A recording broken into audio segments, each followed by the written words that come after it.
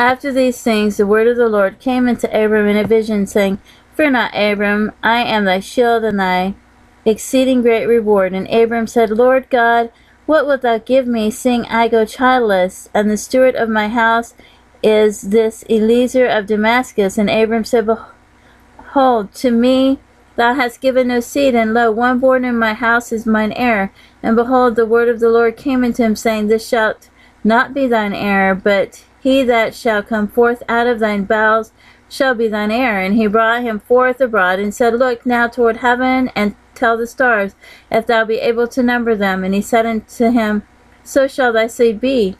And he believed in the Lord, and he counted it for him for righteousness.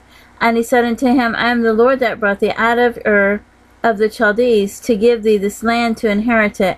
And he said, Lord God, whereby shall I know that I shall inherit it? And he said unto him, Take me an heifer of 3 years old, and a she-goat of 3 years old, and a ram of 3 years old, and a turtle dove, and a young pigeon.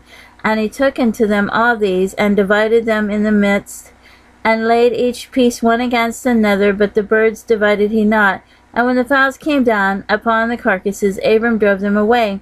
And when the sun was going down, a deep sleep fell upon Abram, and lo, an horror of great darkness fell upon him. And he said unto Abram, Know of a surety that thy seed shall be a stranger in the land that is not theirs, and shall serve them, and they shall afflict them 400 years. And also that nation whom they shall serve will I judge, and afterward shall they come out with great substance. And thou shalt go to thy father in peace, and thou shalt be buried in a good old age.